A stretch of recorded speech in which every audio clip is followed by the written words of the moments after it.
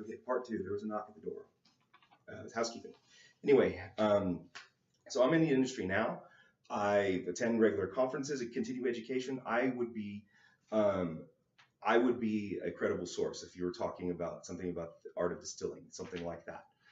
If it's just someone who likes to post videos on YouTube, they're not a credible source. Okay.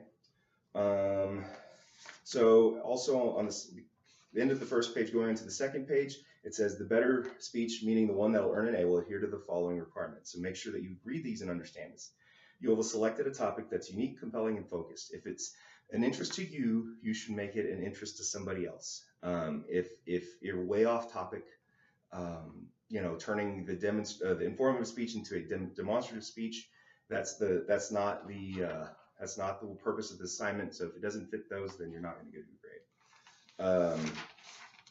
Let's see, provide the audience with information that they may not have known about, or you're giving them more information, going more in depth about a topic. A strong introduction, conclusion, and an effective organized body. So the introduction can't be like your typical YouTube video. Hi, my name is, today I'm going to talk to you about, or hey, thanks for coming to my channel, things like that. You need to have something, and it talks about this in the chapter about speaking to inform, about introductions. They're very key. You need to state what you're talking about. I know this is speech class. I know that it's, that I'm your instructor, so I don't need you to tell me that you're in this class, you're Mr. Arias class. I know all that. We know all that. So you can get past all that. You need to find a way to get your audience's attention, a quote, a fact, something of that nature, and then you need to explain what you're going to be talking about and actually bullet point what you're going to be talking about in your speech. Then the next part of your speech is going to be the actual information, and you'll start talking about that. And that's the way you need to have it in your outline. And in your conclusion, you need to sum everything up. You need to remind your audience what they just heard. Today we discussed bullet point A, B, C. And then there needs to be a proper conclusion, not, oh, done, or just reach for the camera to stop it. That's not a conclusion. Okay, I've told my class this in the past. You need to think of a speech like a sandwich. So the top piece of bread is your introduction. The bottom piece is your conclusion. And in the middle is all the meat and the vegetables, all the good stuff, all the information, and you need to make sure that it sits together. So if you don't have one of the two pieces of bread, you're not going to adequately discuss your topic, because if your audience doesn't know what you're talking about, or you just end your speech, and especially in the persuasive speech, there's got to be a call to action. You've got to change the mind of your audience. So it's really key then. So you need to start to thinking about that. I look at these speeches, no matter what speech topic, I identify the same things. Does it have an adequate introduction and conclusion? Do you support your quotations correctly? Like, okay, so if you have a works cited page, your audience doesn't see that. So you need to build credibility in your speech. According to Dr. So-and-so, this research, 46% of people do this. That's how you, especially if you're not an actual published author or something, seen as a credible individual, that's how you build credibility if you're talking about something you haven't done yourself. Your audience doesn't see your works cited page. They don't know. So you need to put that in your paper and your speech, because if you don't build credibility in your audience, why are they going to listen to you? Especially in the persuasive speech, why are they going to change their mind? Because if I say this is my opinion, that doesn't do anything. People don't care what Travis Arriaga has to say unless I give them actual facts, hard evidence, that kind of thing. And you need to say where it came from, because if you don't do that, then that's called plagiarism. That leads me to another important thing: plagiarize. I've had a lot of students plagiarize. For 5 years I've been teaching, it's gotten progressively worse. So if you don't cite something and you verbatim copy and paste it and put it in your paper, one, I'm going to know. We use a software called SafeAssign. So with SafeAssign, I can see exactly where it came from in its original format, and I can, if you quote something or cite something incorrectly, that's completely different. I'm not going to fail you on that. I'm not going to kick you out of class. If you blatantly plagiarize, taking something that is not yours and passing it off as yours. Remember, you can also plagiarize yourself if you've used another paper. Say you're submitting another assignment. You've taken this class before, or something you've all written. If you have to cite yourself, and it's something in academics that we take very seriously, because it is theft, and you have to be cognizant of that. And if you don't do that, then you know, it's seen as theft. You will, if you remember in the acknowledgement of syllabus, if you do this, you will fail. You'll fail the class, you'll fail the assignment, and you will be kicked out. And it'll reference that on your transcript. You will get an F. I take it very seriously because it's theft. And I give you the information that you need to be able to do it. Like I said, citing a source incorrectly is one thing, and that's fine. If you make some attempt to cite your sources, um, you know, to some degree, I'm not going to worry about it. Okay. And there's also instances where a certain percentage of what you're saying is something that's commonly said and it's been thoroughly researched before.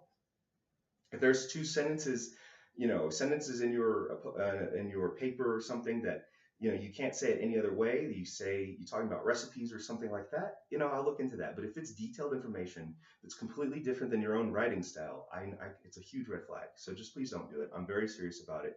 And I will remove you from my class. No questions asked. If you're in high school, I will let your counselor know. I'll let the dean know, and you will get an F for the class. No questions asked. And I've done it before. I've done it with the persuasive speech, which is the end of the semester, and the student has gone the whole semester, and I removed the class because it was theft. That's why I have the acknowledgement of syllabus. It's a contract between you as a student and myself as the instructor, that you're aware of these things. So this is when it's going to start coming into play. Okay. Let's see. I don't want you to read from your paper. I don't want to see this the entire time. Okay. You should know your topic by writing it, outlining it, all that stuff. You should know it very well enough to where you don't have to sit and read. Now, it doesn't have to be memorized. If you have your outline or speaking notes or something like that, remember it's just bullet points, then it'll jar your memory. You know exactly what to talk about. You also need to rehearse it too, because you'll also find that you're going to talk faster on a video than you would if you weren't being recorded. It's just a natural instinct. We all do it. So that will come into play with the time requirement. If you talk really fast, you have this beautiful written paper, you turn everything in, and then you talk a mile a minute, you're not meeting the time requirement. You've done all the work, but it all comes down to the video. The actual presentation is the most important part. But you have to have all these other supporting documents as well. Let me see what else, without going through the whole thing. Make sure you've done your topic, you've researched it. Use your book, your textbook, or Revel Access as a reference. And remember what we've done in class. Remember what the book says.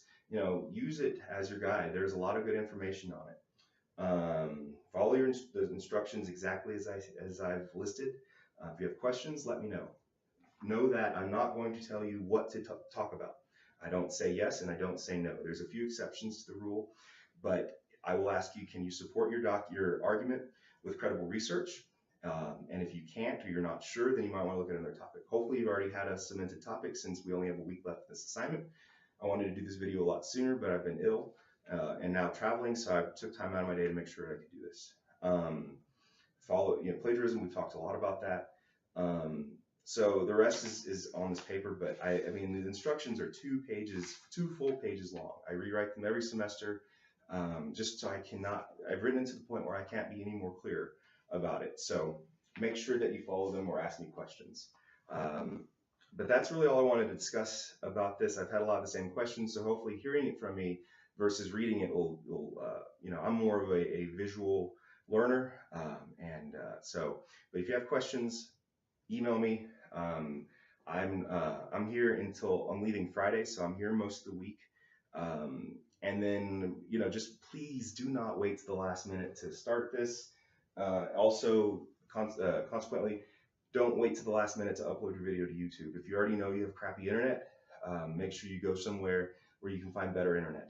I'm not going to accept any late work. I have it now and I won't then, because you've had long enough to do this and to turn it in properly. If you wait to the last minute to turn it in and you've taken all the time in the world to do it, it's still late work. And you've got, just because something's due at 11:59 doesn't mean you start 10 minutes before trying to get it done.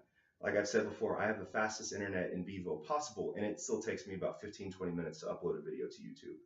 And that is the fastest internet, the only one in my house. Using the internet, if you know that you have bad internet, find somewhere that you can and plan accordingly.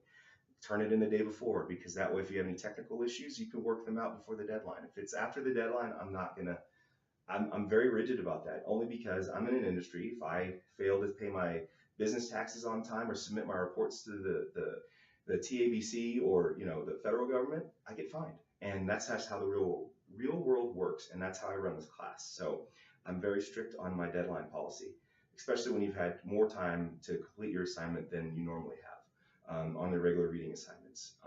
And don't just blindly email me the assignment. I'm going to say, why are you sending this? I don't accept emailed assignments, especially after the due date, if we haven't talked about it previously. So I do this not to be mean, but that's how this class is run. I give all of the regulations and my policies at the beginning of the semester, so you know. So, and that's just the way the world works. So, which is why I run the class the way I do. So anyway, if you have questions, you're not sure of something, let me know. The worst thing that you can do is guess and guess incorrectly. And when it could have just been saved by just emailing me real quick, a quick question. But I encourage you to do that. So anyway, I just wanted to go through this information with you. I hope that they clarify the assignment a little more for you. Again, just ask questions, but please, today is Monday. You have until Sunday, a little less than a week to pull this thing off. Please take advantage of this time. I assigned it over spring break. I know some of you travel, but that's part of college. I can't tell you how many times in my 6 years of total that I spent in college and grad school that I didn't have something to work on spring break. That's just how it works. So if this is your first college class, that's something normal. I've had to write papers and do projects over spring break because that's what you have to do. And like now I'm, doing something for my full-time job, but I'm also doing my school stuff, in between that. So you just have to multitask. Okay. All right. We'll talk to you later.